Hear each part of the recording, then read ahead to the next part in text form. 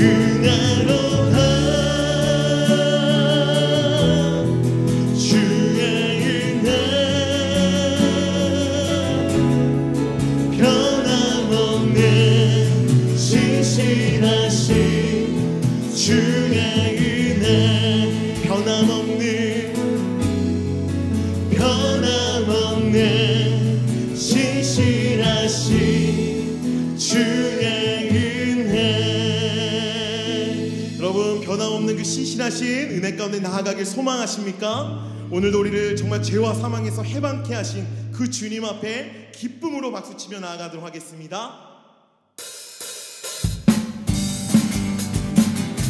우리 다 함께 이렇게 고백하며 나갑니다. 해방되었네, 해방되었네, 해방되었네. 죄와 사망의 법에서 해방되었네, 해방되었네.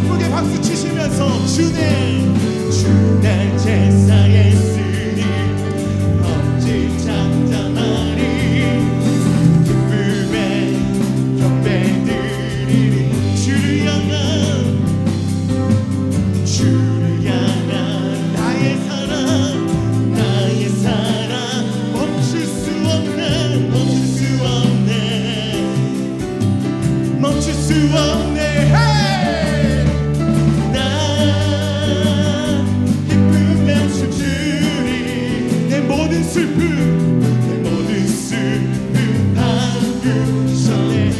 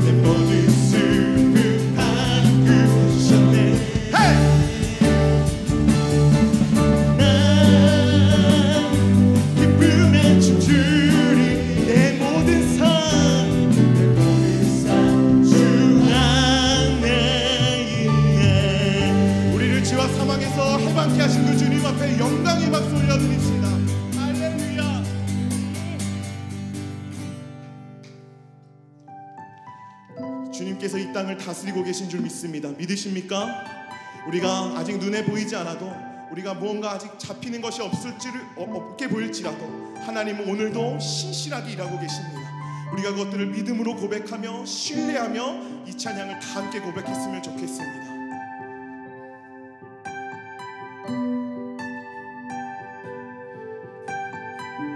주님이 이 시간 우리의 삶을 다스리고 계십니다. 주께서 다스리네, 주께서 다스리네 내 삶. 우리 믿음으로 고백합시다. 주께서 다스리네 내 삶을. 주께서 일하시네, 주께서 일하시네. 지금도 주께서 일하시네. 그래서 우리가 이렇게 고백합니다. 주님만 의지해요, 주님만 의지해요, 주님만 의지해요, 주님만 의지해요. 예 주님, 다시 한번 주님만 의지해요, 주님만 의지해요, 주님만 의지해요. 예, 우리 1절 다시 한번 고백합시다. 주께서 다스리 내 삶에, 우리 자신을 예수 그리스도 이름으로 축복하시면서 주께서 다스리네 내 삶. 주께서 일하시네, 주께서 일하시네. 지금 우리 모든 상황 가운데 일하고 계십니다. 주께서 일하시네 내 삶에. 그래서 고백합시다. 주님만 의지해요, 주님만 의지해요, 주님만 의지해요. 고백합니다. 예 주님, 주님만 의지해요, 주님만 의지해요, 주님만 의지해요. 우리 이번에 고백하실 때 다 함께 이 땅 가운데 선포하시면서 주께서 다스린 이 땅을 우리 믿음으로 선포합시다. 주께서 다스리네 이 땅. 주께서 일하고 계십니다. 주께서 일하시네 주께서 일하시네 주께서 일하시네 주님만 예배해요. 주님만 예배해요. 주님만 예배해요. 주님만 예배해요. 예 주님 주님만 예배해요. 주님만 예배해요. 주님만 예배해요. 예 우리 그 시간 고백합니다. 만물의 창조자 열방의 통치자 열방의 통치 우리 시간 다 함께 선포하시면서 주 다스리시 다 주께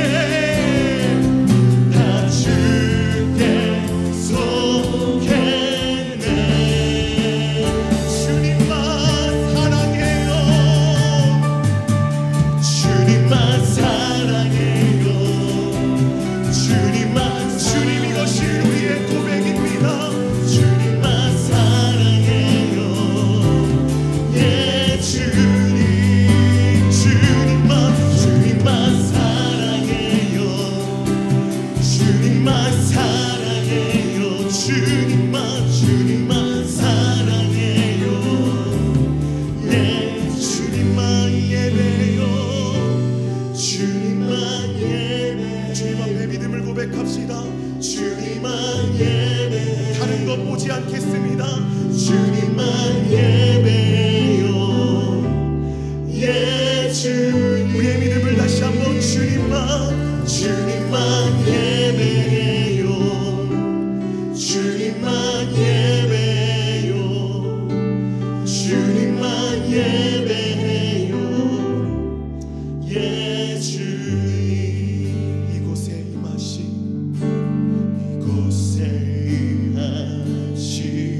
하나님 가난한 마음으로 바라보리라. 먼저 그 나라 그 뜻 구하며 나의 삶 드리리. 주님이 맡기신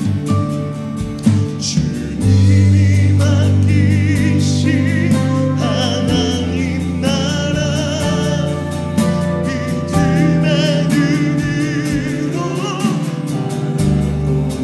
하늘의 뜻이 이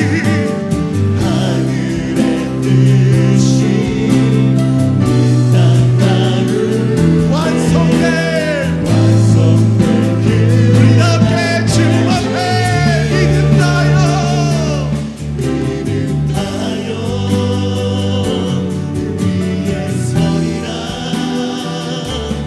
하나님의 나라는 무너지지 않으리. 믿음 다하여 그 나라 세워가리라. 주님 곧 오실 때까지. 다시 한번 고백합시다. 이곳에 임하신 하나님 나라 가난한 마음으로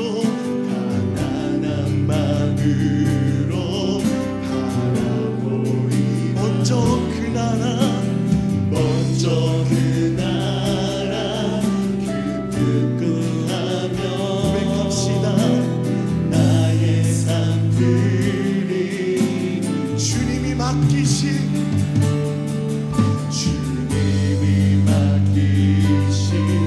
하나님 우리 믿음의 눈으로 바라봅시다. 믿음의 눈으로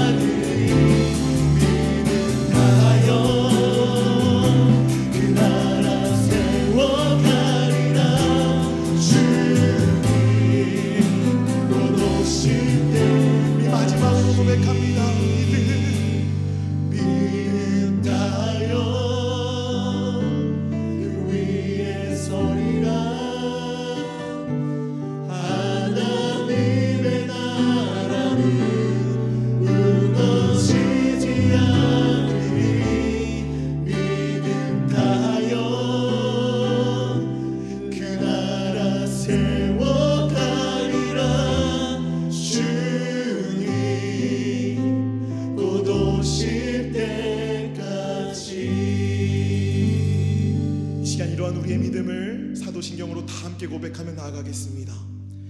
전능하사 천지를 만드신 하나님 아버지를 내가 믿사오며 그 외아들 우리 주 예수 그리스도를 믿사오니 이는 성령으로 잉태하사 동정녀 마리아에게 나시고 본디오 빌라도에게 고난을 받사 십자가에 못 박혀 죽으시고 장사한 지 사흘 만에 죽은 자 가운데서 다시 살아나시며 하늘에 오르사 전능하신 하나님 우편에 앉아 계시다가 저리로서 산자와 죽은 자를 심판하러 오시리라. 성령을 믿사오며 거룩한 공예와 성도가 서로 교통하는 것과 죄를 사하여 주시는 것과 몸이 다시 사는 것과 영원히 사는 것을 믿사옵나이다. 아멘. 우리 함께 하나님 앞으로 나아가서 이 시간 우리의 마음을 드리며 이 시간 기도드리겠습니다. 광복 75주년을 맞아서 조국을 위하여 기도하겠습니다. 우리 대한민국이 더욱더 단합하게 하시고 하나 될 수 있도록 마음을 모아서 기도하겠습니다. 교회가 빛과 소금의 역할을 감당할 수 있는 하나님 나라의 청지기 역할을 감당할 수 있도록 같이 마음을 모아서 기도합시다. 몸이 아픈 성도님들을 위하여 이 시간 간절히 중보하겠습니다. 고령으로 연약한 성도님들 십자가의 치유의 은혜가 있을 수 있도록 오 아버지 하나님, 항암 치료 중인 분들, 수술을 하시고 회복 중인 분들 하나님께서 그 약한 부위마다 다 회복되어질 수 있도록 은혜로 덮어주셔서 기도합니다. 우리의 여호와의 집을 건축할 수 있는 은혜 주신 하나님 아버지, 믿음과 소망과 사랑의 기도로 성전이 올라가게 하옵소서. 천하보다 귀한 영혼을 구원할 방주가 될 수 있도록 같이 마음을 모아서 기도하겠습니다. 미국과 세계 코비드-19의 재확산을 막아주시옵소서. 신속하게 백신이 개발되게 하시고 상용화될 수 있도록 하나님 은혜를 베풀어 주시옵소서. 같이 한번 주님 함께 부르고 기도하겠습니다.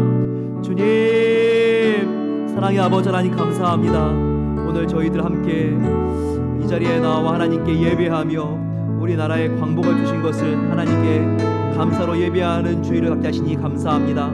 아버지 하나님, 우리의 대한민국이 분열로 인하여서 갈기갈기 조합난 것 같습니다. 하나님, 이 갈등을 딛고 일어나 우리가 복음으로 단합하며 하나가 될 수 있도록 도와주시옵소서. 아버지, 교회가 빛과 소금이 되어야 되겠습니다.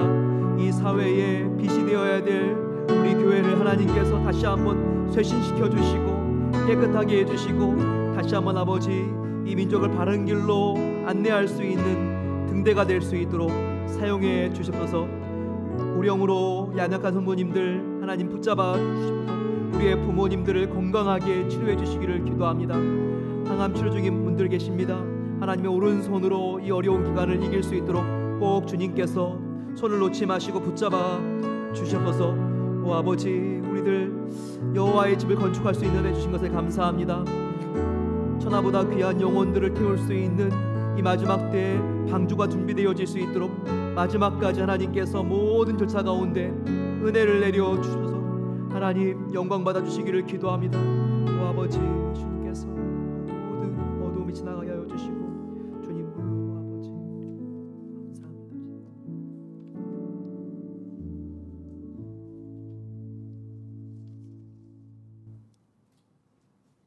처음과 나중이시오 오늘 예배 주인이시오 우리 아빠 아버지 되시는 변함없인 하나님의 사랑을 찬양합니다.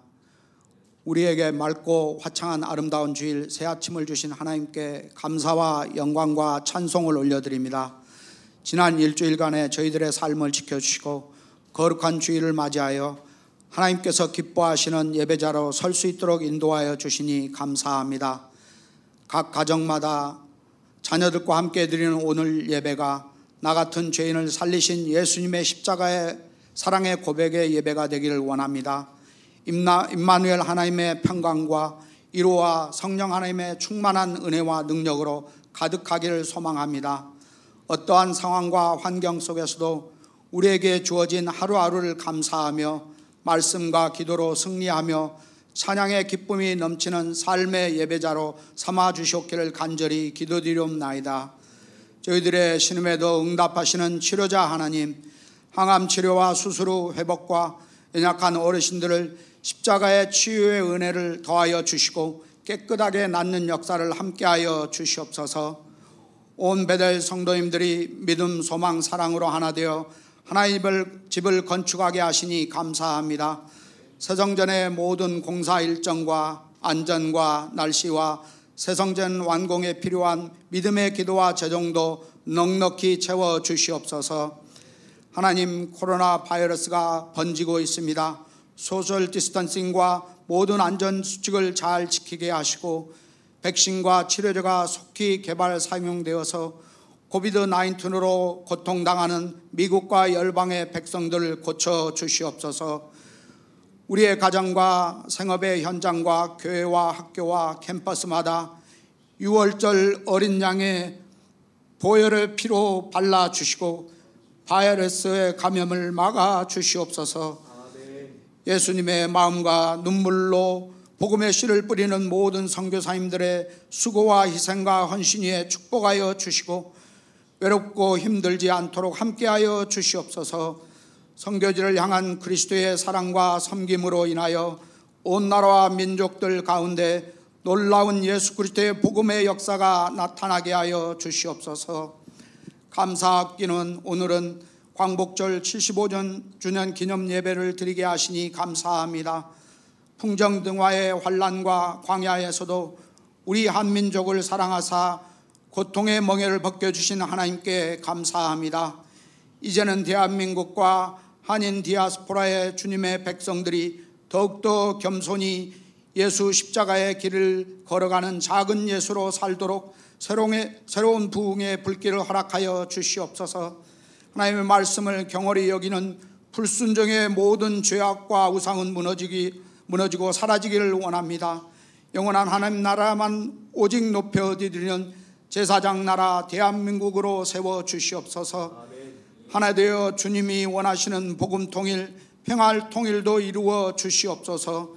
이번 폭우로 인하여 엄청난 피해를 입은 한국과 일본과 중국과 아시아 지역에 하나님의 자비와 구원의 손길을 보내주셔서 피해 지역에 신속한 복구가 이루어지기를 간절히 기도합니다.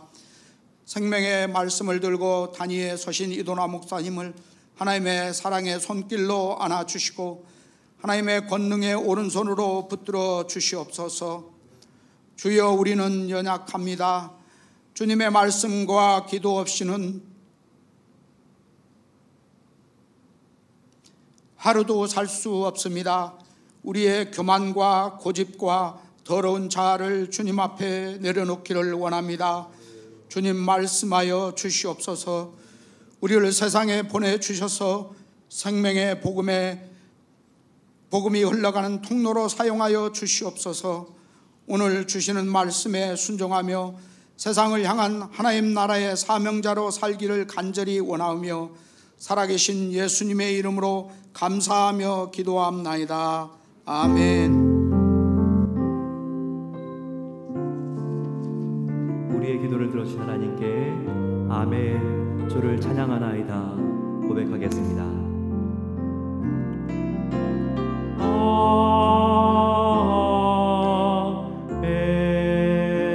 아멘, 주를 찬양하나이다.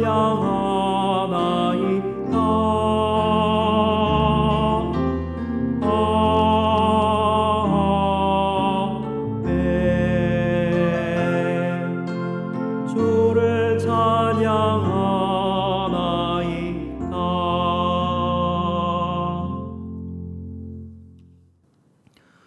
오늘은 광복절 75주년 기념 예배로 드리고 있습니다.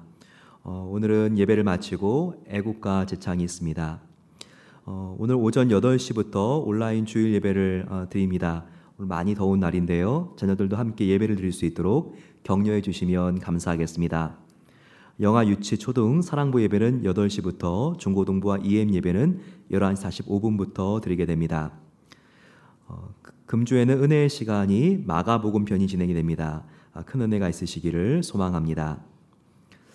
2층 교육관을 완공하기 위한 2차 건축 헌금에 참여하기 원하시는 성도님들께서는 건축 헌금 봉투에 2차라 쓰신 다음에 헌금해 주시면 되겠습니다.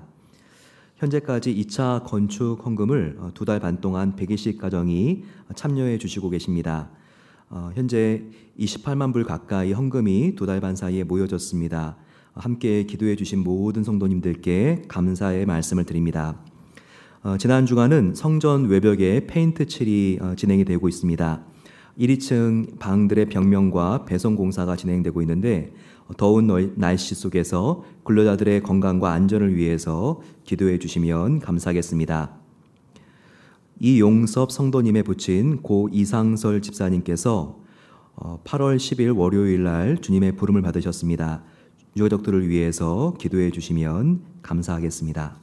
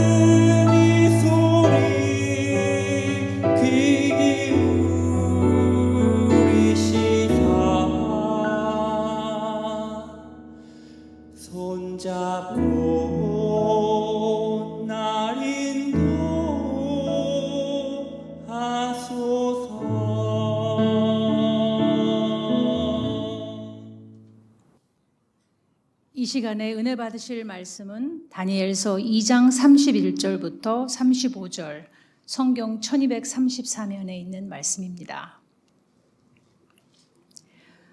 왕이여, 왕이 한 큰 신상을 보셨나이다. 그 신상이 왕의 앞에 섰는데 크고 광채가 매우 찬란하며 그 모양이 심히 두려우니 그 우상의 머리는 순금이요 가슴과 두 팔은 은이요 배와 넓적 다리는 노시요 그 종아리는 쇠요 그 발은 얼마는 쇠요 얼마는 진흙이었나이다.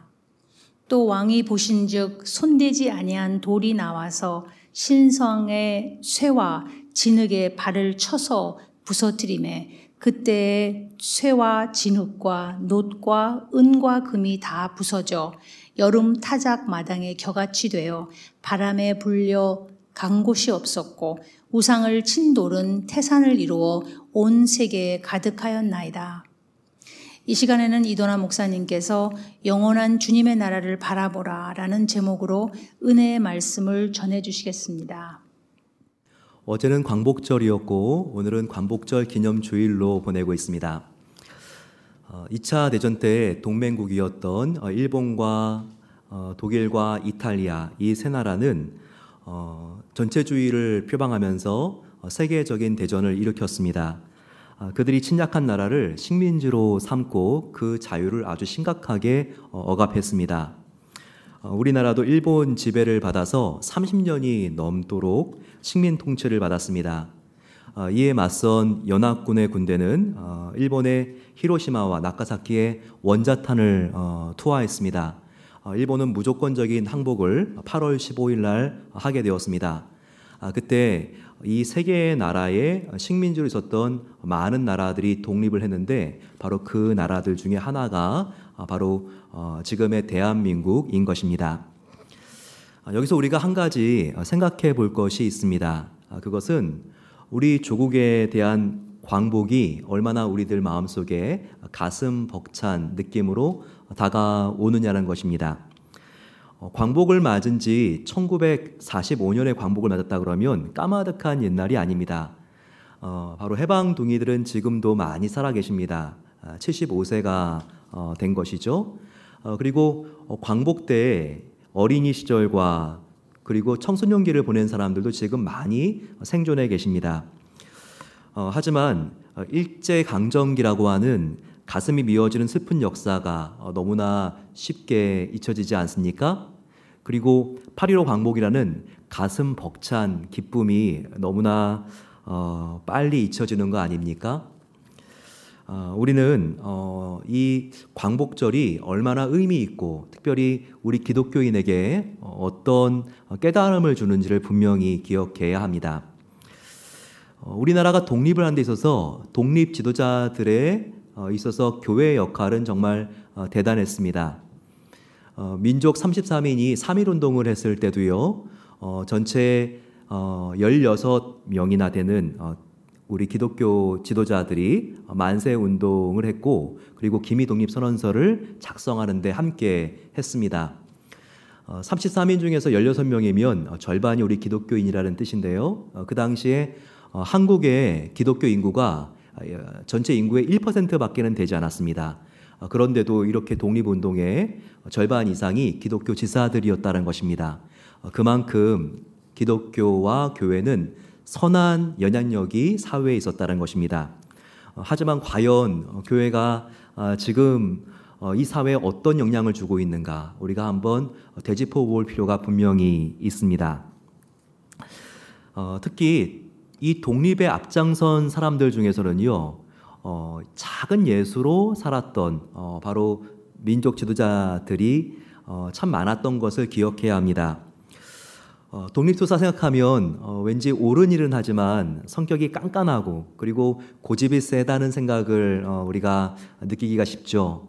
하지만 우리 초대교회 때 독립을 위하여 희생하신 분들을 보게 되면 그 인격이 정말 예수님을 닮은 사람들이 많았어요. 작은 예수로 살고 그들의 신앙은 삶과 일치하고 있었습니다. 그 중에 대표적인 사람이 바로 주기철 목사님과 그리고 고당 조만식 선생님이 아닌가 생각이 됩니다. 주기철 목사님은 우리가 잘 아는 대로 신사참배를 거부하다가 순교를 당한 목사님입니다. 그런데 주기철 목사님은 오산학교를 다녔습니다. 근데 오산학교의 선생님이 바로 조만식 선생님이었죠. 그런데 목사님이 고등학교를 졸업하고 신학을 공부하고 목회자가 되려는 마음을 품게 됩니다. 그래서 목사 안수를 받은 다음에 평양의 산정형 교회로 담임 목사로 부임하게 되었습니다.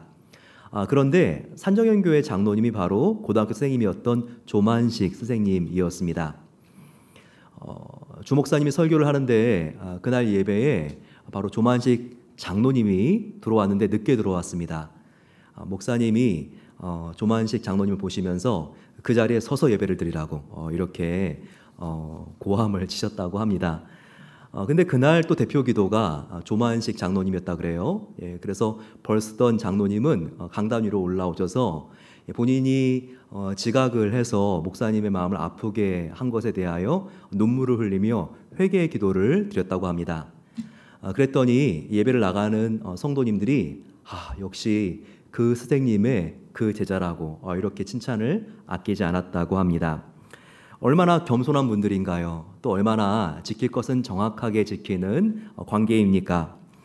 우리나라의 독립과 광복은 이런 그리스도인들의 신앙 정신이 밑거름이 되어서 꽃이 피고 열매가 맺혀진 결과라는 것입니다.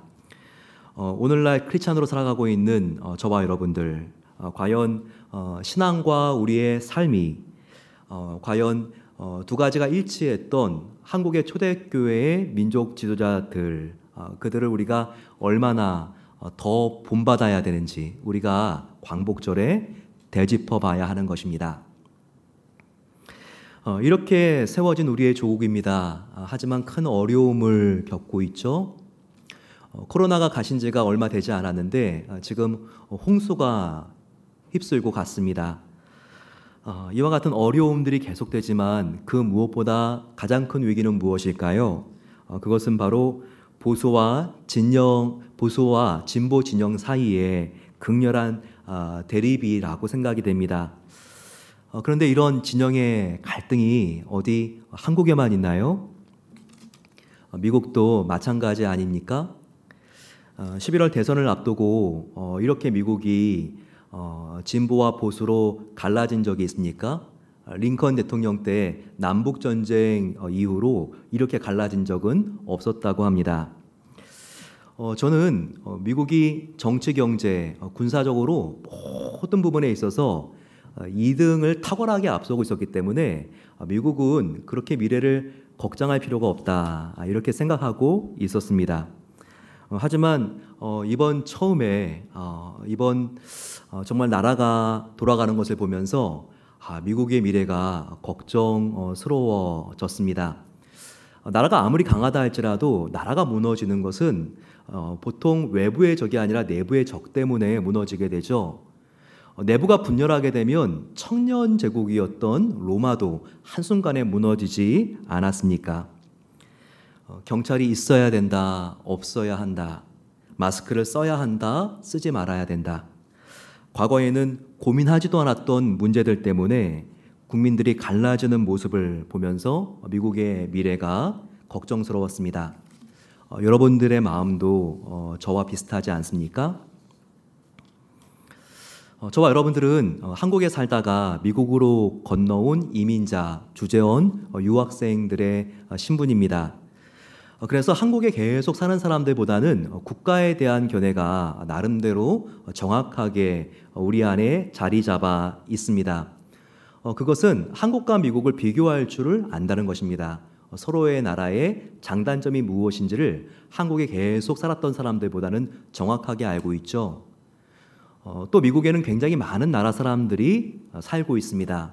그들과 대화하면서 나름대로 세계에 있는 국가들에 대한 견해가 정립이 되었다는 것입니다. 그러면서 저도 한 가지 내린 결론이 있습니다.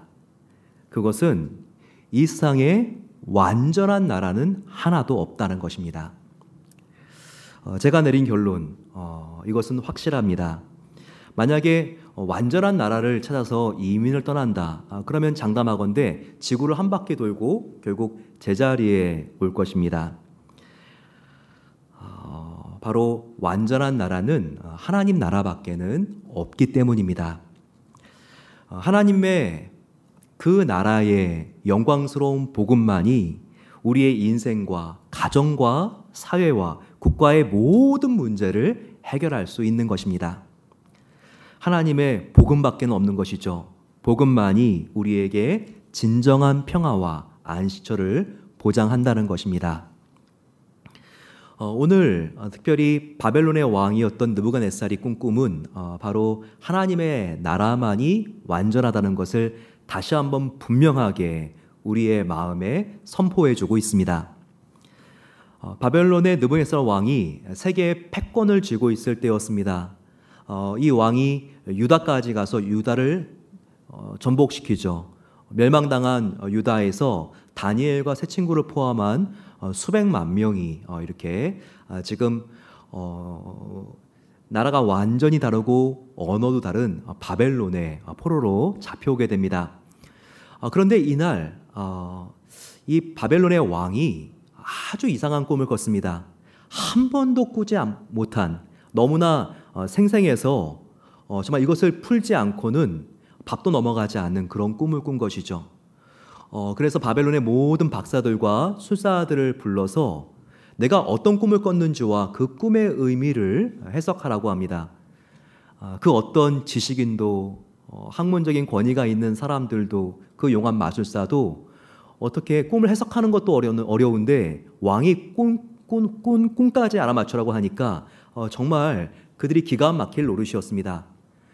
그 누구도 풀지 못하는데 바로 다니엘이 나와서 다니엘이 왕이 어떤 꿈을 꿨는지와 그리고 그 꿈의 의미가 무엇인지를 해석해냅니다. 그래서 다니엘은 그 결과 이 제국을 통치하는 총리 대신으로 임명이 되고 왕에게 발탁이 되는 사건입니다. 그런데 그 꿈은 정말 대단한 꿈이었습니다. 왜냐하면 그 이후의 세계의 역사가 어떻게 될지를 보여주고 있는 꿈이었기 때문입니다. 다니엘서 2장 45절 말씀에는 다니엘이 그 사실을 분명하게 우리에게 보여주고 있습니다. 왕께서 보신 것은 크신 하나님이 장래의 일을 왕께 알게 하신 것이라. 왕의 꿈에는 큰 신상이 있었습니다. 그런데 그 신상의 부위들마다 앞으로 역사에서 지나갈 그와 같은 나라의 역사들이 서술되어 있는 상징이었던 것입니다. 다니엘서 2장 32절과 33절 말씀은 바로 그 몸의 부위들이 상징하고 있는 나라의 특징들이 나와 있습니다. 그 우상의 머리는 순금이요, 가슴과 두 팔은 은이요, 배와 넓적다리는 노시요, 그 종아리는 쇠요, 그 발은 얼마는 새요, 얼마는 진흙이었나이다. 여기서 그 신상의 머리는 순금이었습니다. 이것은 지금 느부갓네살이 다스리고 있는 바벨론을 말하고 있는 것이죠. 정말 바벨론은 주위 나라들에게 약탈한 금이 넘쳐나는 나라였다고 합니다. 바벨론 다음에 어떤 나라가 일어납니까? 바로 페르시아가 일어나게 됩니다. 이 신상에서 페르시아는 팔과 가슴으로 상징이 되어 있는데 은입니다. 실버인데 정말 페르시아에는 은전이 차고도 넘쳐났다고 전해지고 있습니다. 이 페르시아를 어떤 나라가 함락시키죠? 바로 그리스의 알렉산더 대왕이 와서 이 페르시아를 전멸시키게 됩니다. 지금도 그리스에 가게 되면 방패와 헬멧, 브론즈로 되어 있습니다. 바로 이 그리스는 여기에 나와 있는 그 배와 넓적다리 부분으로서 이것은 바로 구리로 되어 있는데 그리스를 나타내는 것입니다. 그리스 뒤에 어떤 나라가 출현합니까? 종아리로 상징되어 있는 로마가 나타납니다. 종아리 힘은 정말 셉니다. 이것처럼 부러지지 않는 칼과 창으로 로마가 전 세계를 지배하게 되었습니다. 지금도 로마는 정치와 문화뿐만 아니라 법과 건축에 있어서 세계에 지대한 영향을 미치고 있죠. 로마가 멸망당한 다음에도 그 나라가 조각조각 난 다음에 지금의 유럽이 되었습니다. 지금의 유럽을 봤을 때는 지금 이 신상의 비유로 봤을 때 발이라고 할 수 있습니다. 이 발은 덜어는 진흙이 있고 덜어는 쇠가 서로 섞였다고 이렇게 말하고 있죠. 그것처럼 지금 유럽을 보십시오. 서로 국경을 가까이 연해 있기 때문에 서로 지금 섞여 있는 것 같지만 민족이 다르기 때문에 섞여 있지가 않은 것입니다. 이와 같이 지금까지 발이라고 하는 나라의 영향을 받고 있는데 이제 앞으로 어떤 나라가 마지막으로 온다고 예언되어 있습니까? 오늘 다니엘서 보게 되면 그 마지막 나라가 돌로 묘사되어 있습니다. 이 돌이 나타나는데 성경 말씀으로 34절과 35절 말씀입니다. 또 왕이 보신즉 손대지 아니한 돌이 나와서 신상의 쇠와 진흙의 발을 쳐서 부서뜨리매 그때 쇠와 진흙과 녹과 은과 금이 다 부서져 여름 타작마당에 겨같이 되어 바람에 불려간 곳이 없었고 우상을 친 돌은 태산을 이루어 온 세계에 가득하였나이다. 이 돌은 어떤 돌이라고 했습니까? 손대지 않은 돌이라고 했습니다. 즉 인간이 만든 나라가 아니라는 거예요. 바로 이것은 어떤 나라입니까? 다니엘은 이 꿈을 해석하면서 하나님 나라라고 설명하고 있습니다. 44절 보게 되면 이 여러 왕들의 시대에 하늘의 하나님이 한 나라를 세우시리니, 바로 돌을 묘사하면서 하나님이 한 나라를 세우시리니, 하나님 나라가 바로 이 돌의 상징인 것을 우리에게 보여주고 있는 것입니다. 그런데 이 돌이 떠서 신상을 쳐버리니 한순간에 와르르 신상이 무너지고 온데간데 없었다는 것입니다. 그리고 이 신상을 친 바로 그 돌은 태산같이 커지고 더 커져서 이 모든 나라를 덮고 영원하다는 것을 우리에게 보여주고 있습니다. 바로 이것이 하나님 나라입니다. 지금 이 꿈풀이에도 나와 있듯이 하나님 나라의 특징은 크게 두 가지라는 것을 우리가 볼 수 있습니다. 하나는 확장성이죠. 그 돌이 이 신상을 깨트린 다음에 커지면서 거대한 나라를 이루죠. 이것처럼 하나님의 나라는 처음에는 겨자씨보다 작습니다. 예수님의 초림 때 시작된 하나님의 나라는 예수님의 복음 전파 사역을 통하고 사도들과 또한 초대교회 사도들에 의하여 이것이 이제는 정말 나무와 같이 커지고, 그리고 새도 깃들 만큼 겨자씨가 커지듯이 거대한 하나님의 통치로 이것이 번져가게 되었습니다. 예수님도 처음에는 베드로와 요한과 야곱 이렇게 한 명에게 두 명에게 복음을 전했죠. 그게 바로 하나님 나라의 시발점이었습니다. 하지만 지금은 20억 명이 넘는 인구가 이 복음의 직접적인 영향을 받고 있습니다. 얼마나 하나님의 나라가 크고 급속하게 확장되어 온 것입니까? 두 번째는 하나님 나라의 특징에 있어서 죄에 대한 심판성이 여기에 나와 있는 것을 기억해야 합니다. 돌이 세상을 내리치사 완전히 신상이 산산조각 나버렸죠. 예수님이 다시 오실 때 이 세상의 죄에 대한 심판주로 오신다는 것입니다. 예수님께서 재림하셔서 죄에 대하여 심판하실 때 세상은 새 하늘과 새 땅으로 변화될 것입니다. 그때가 되면 죄악은 사라지게 되고 하나님께서 정의와 긍휼로 통치하는 나라가 임하게 된다는 것입니다. 여기서 중요한 것은 하나님의 나라가 우리가 죽은 다음에 가는 천국만이 아니라는 것입니다. 하나님의 나라는 이미 이 땅에 예수님의 공생애와 함께 시작되었습니다. 그리고 그 나라는 저와 여러분들을 통하여 지금도 확장되어 가고 있는 것입니다. 그리고 주님 다시 오실 때 그 재림의 시점에 그 나라는 완성될 것입니다. 그래서 우리는 예수님께서 가르쳐주신 주기도문이 이와 같은 하나님 나라의 현재성에 대하여 얼마나 강조하고 있는 기도문인지를 알아야 합니다. 나라의 임하옵시며 뜻이 하늘에서 이루어진 것 같이 땅에서도 이루어지리이다.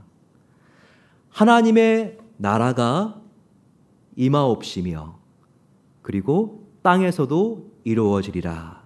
바로 이것은 하나님의 나라가 우리 성도들을 통하여 성취되어지고 있는 것을 잊지 말라고 하는 기도문입니다. 즉 장차 올 천국만 바라보는 신비주의를 우리는 벗어나야 됩니다. 물론 다시 올 하나님의 나라를 우리가 대망해야 되지만 그 나라는 나를 통해서도 임하고 있는 것을 깨달아서 우리는 주님의 통치가 나의 가정과 직장과 내가 만나는 모든 사람들의 관계 속에 임할 수 있도록 그렇게 복음을 전하고 복음대로 살아야 하는 것입니다. 한편 광복절을 맞아서 우리는 나라의 주권을 위해서 생명을 바친 독립투사들을 깊이 생각하며 고마워해야 합니다.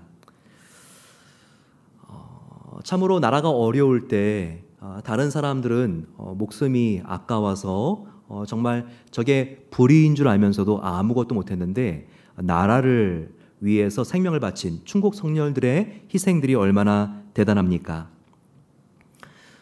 지난주에 포틀랜드 노인회 회장으로 오랫동안 지내셨던 이상설 집사님께서 주님의 품에 안 계셨습니다.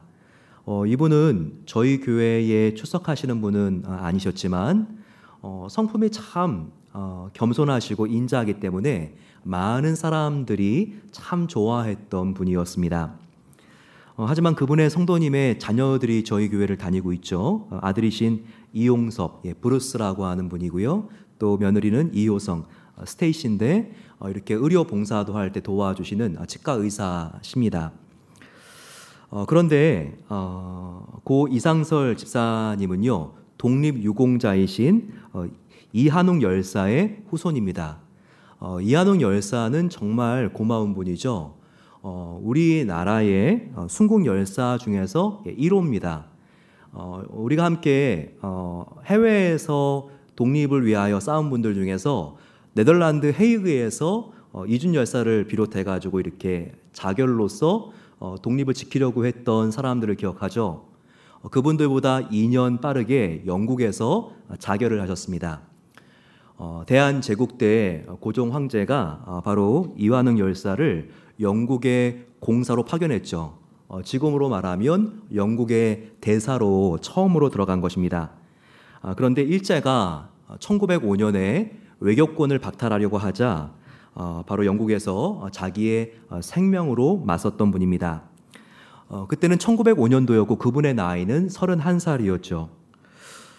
이것은 한민족의 외교권을 박탈한 일제에 대한 항거였습니다. 그리고 일제 만행을 그냥 숨죽이고 지켜보고 있었던 영국에 대한 시위였죠.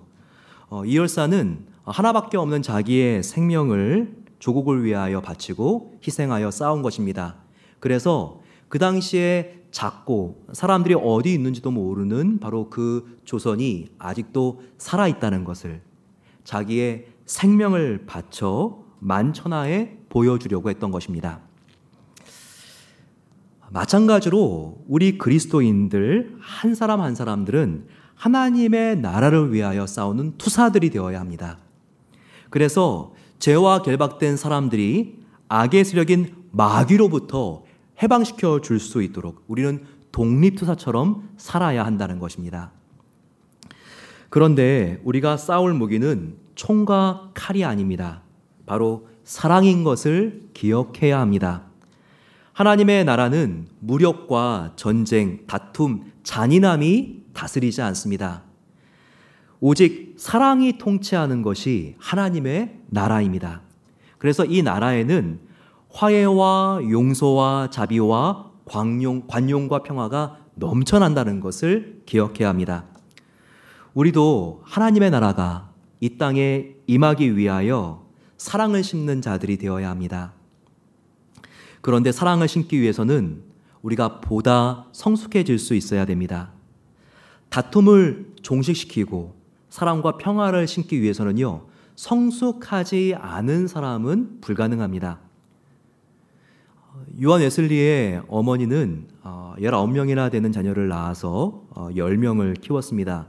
이렇게 9명은 일찍 세상을 떠났다고 합니다. 그런데 하루는 남매가 사소한 일로 서로 다투는 것이었습니다. 감정이 곁에서 더욱더 싸움이 심각해지는데 그러다가 어머니가 들어오자 이 남매는 수산나 요한 웨슬리의 어머니에게 갑니다. 그러면서 서로가 잘못했다고 서로 핑계를 대면서 더 심하게 싸우는 거예요. 두 아이의 말을 들은 어머니는 그 아이의 손을 잡고 이렇게 말을 했습니다. 나 엄마는 너희들 중에서 누가 먼저 싸웠는지는 중요하지가 않아. 누가 먼저 싸움을 시작했는지는 알고 싶지 않다.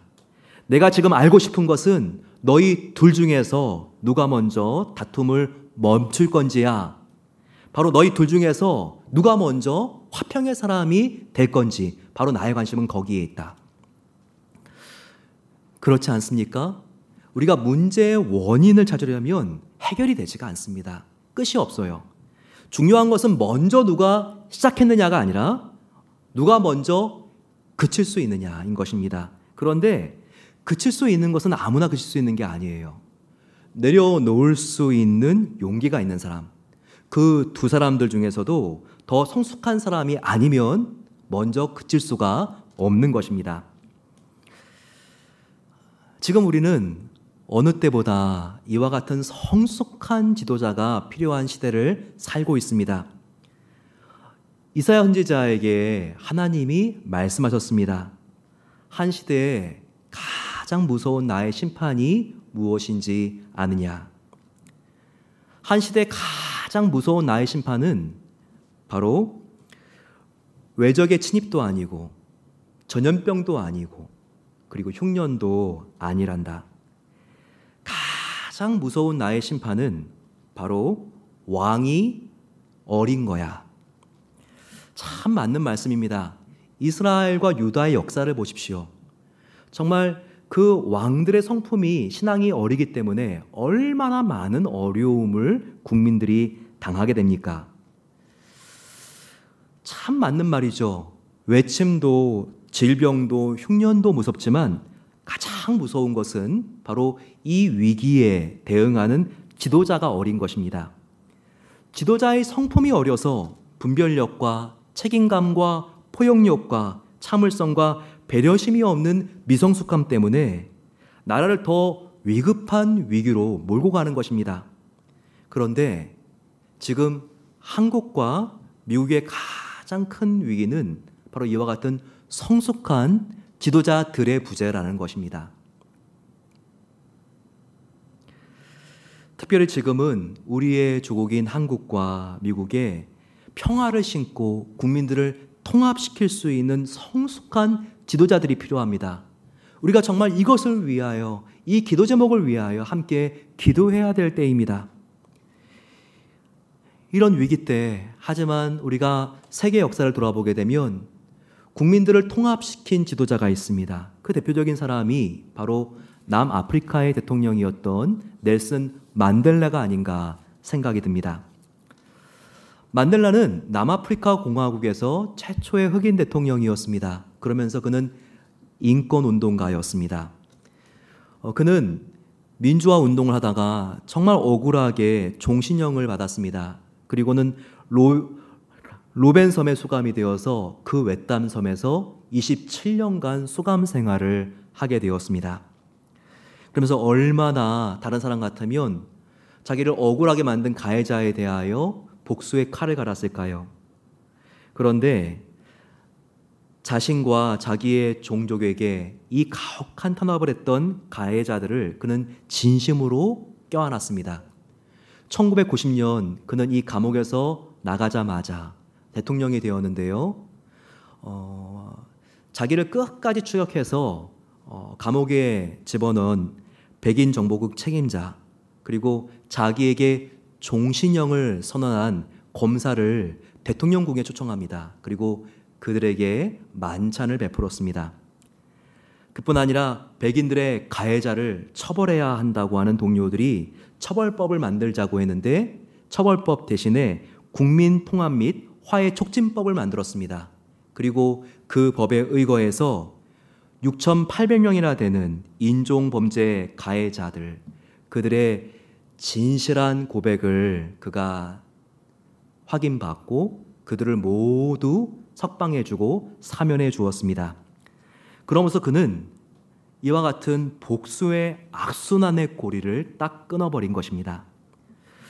우리의 사회, 우리의 교회, 우리의 일터, 우리의 나라에도 이와 같은 관용과 자비를 가진 리더가 필요한 것입니다.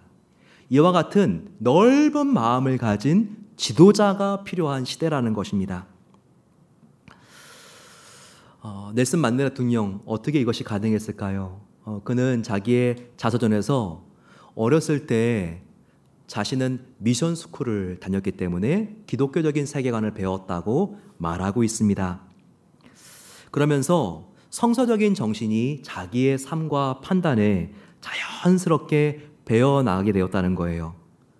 화해와 용서란 십자가에 나타난 하나님의 사랑의 절정이라는 것을 우리는 놓쳐서는 안 되는 것입니다. 8.15 광복절을 맞아서 저와 여러분들은 하나님 정말 우리가 사는 세상에는 어느 때보다 이와 같이 국민을 통합시킬 수 있는 평화의 지도자가 필요합니다. 그 지도자를 세워달라고 기도해야 됩니다. 그리고 저와 여러분들이 하나님의 나라를 임하게 하는 예수님의 제자들로서 그 나라가 임하게 할 수 있습니다. 운동권보다 더 무서운 것은 생활권이라고 하죠. 우리의 생활, 우리의 가정과 직장과 내가 밟는 곳마다 하나님의 평화의 통치가 이루어질 수 있도록 저와 여러분들이 복음을 심는 것입니다. 또한 나의 사랑하는 자녀들, 또 우리 교회 썬데이 스쿨 다음 세대가 이와 같은 사랑의 지도자가 되어서 상처 입고 찢어진 미국과 한국과 세계에 신음하는 모든 종족들을 품을 수 있고 예수님의 마음으로 끌어안을 수 있는 자녀들이 될 수 있도록 축복해 주시기 바랍니다. 우리가 이렇게 나갈 때 브릿지 빌더로서 하나님의 화해의 치유의 역사는 일어날 것입니다.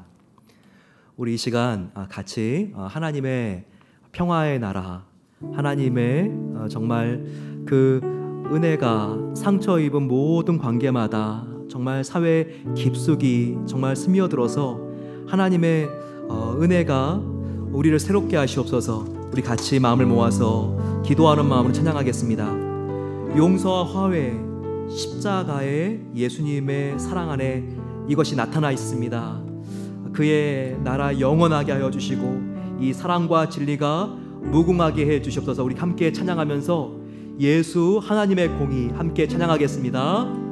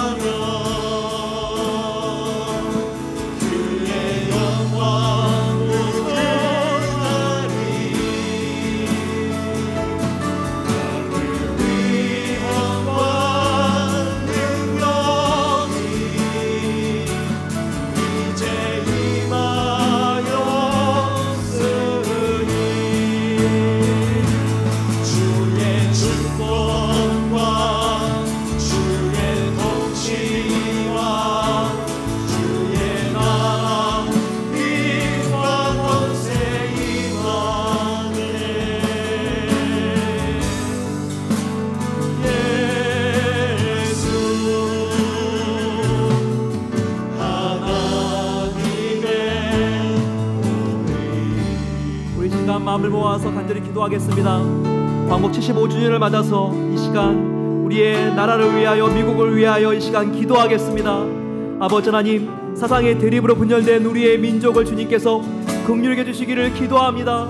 복음이 덮을 수 있게 도와주시고 하나님의 은혜의 복음이 정말 우리의 팔도강산과 미국 50개 주에 흘러갈 수 있도록 도와주셔서 분열의 아픔은 가게 하여 주시고 사랑과 화해와 용납과 자비가 가득한 세상이 되게 하옵소서.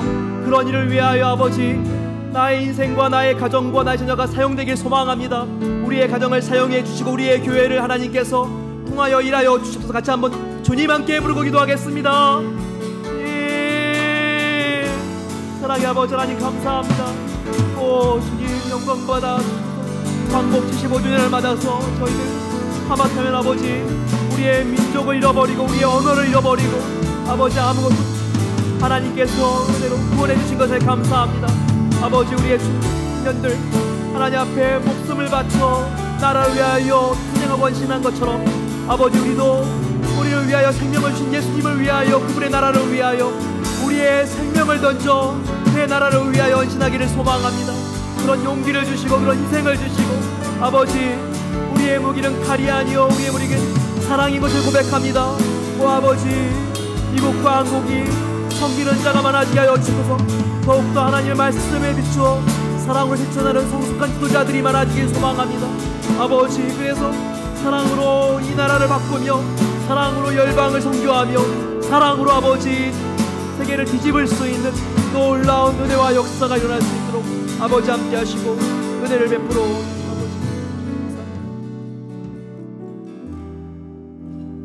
사랑의 아버지 하나님 감사합니다. 8.15 광복절을 맞아서 저희들 하나님 앞에 이렇게 좋은 나라를 주신 것에 감사하며 하지만 이 나라가 하나님의 공의와 사랑으로 더 다스려지기를 이 시간 간절히 기도합니다. 사상의 대립으로 정말 동서남북 갈라져 있는 우리의 나라를 주님께서 긍휼히 여겨주시고 한마음 될 수 있도록 인도해 주셔서 한마음 될 때 아버지 하나님 조국의 통일과 열방선교도 가능한 것을 믿사오니 우리가 아버지 사랑으로 하나된 민족 될 수 있도록 하나님께서 은총 내려주시기를 소망합니다. 오 아버지 우리를 통하여 사랑의 하나님의 나라가 이 땅 가운데 임하게 하여 주시니 감사합니다. 우리는 연약하지만 하나님이 우리와 함께라면 우리의 가정, 우리의 교회, 직장과 일터, 우리와 아버지 파트너와의 관계 변하게 될 줄로 믿습니다. 하나님의 놀라운 은혜를 부어주셔서 우리가 주님의 사랑의 대사가 되게 해주시고 주님의 사랑을 심고 가꿀 때 하나님의 나라가 우리를 통하여 흘러갈 수 있도록 은혜를 베풀어 주시옵소서. 감사와 영광을 주님께 올려드립니다. 예수 그리스도의 이름으로 기도드립니다. 아멘. 우리 이 시간 준비한 예물을 하나님께 올려드리겠습니다.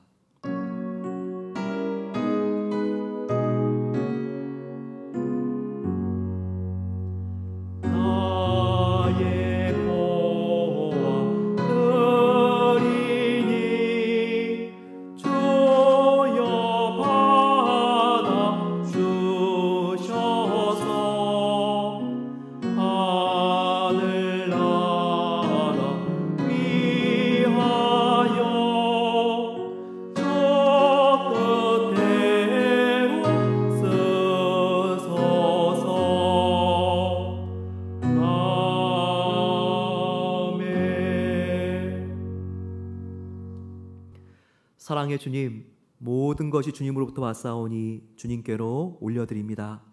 우리 모든 성도님들 참으로 힘든 어려운 시기를 지나가고 있습니다. 하나님께서 두 손으로 보호해 주시고 그 가정과 사업과 또 우리가 기도하는 모든 인생에 막힌 문제들이 풀어지는 은혜를 하나님께서 주시기를 소망합니다. 하나님께서 이 예물이 쓰여지는 곳마다 주님 홀로 영광받아 주시옵소서. 마지막 때에 복음을 전할 구원의 방주인 베델비전센터가 완공되기를 소망합니다. 아버지 하나님께서 또한 이 교회를 통하여 하나님의 복음을 흘려보내는 모든 선교사님들이 새 힘을 얻을 수 있도록 은혜를 내려 주시옵소서. 모든 영광 주님께 올려드리오며 이제는 우리 주 예수 그리스도의 은혜와 하나님 아버지의 놀라운 사랑하심과 성령 하나님의 함께하심이 하나님의 나라가 우리를 통하여 임하는 것을 우리가 깊이 깨닫고 우리의 땀과 피와 눈물을 통하여 하나님의 평화의 나라를 심기를 소망하는 모든 복된 성도들 위해 이제로부터 영원까지 함께 하시기를 축원하옵나이다. 아멘.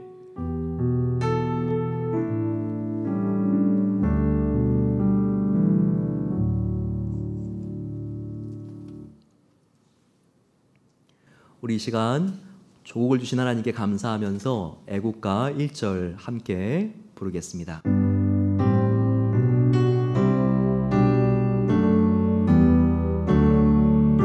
하나님이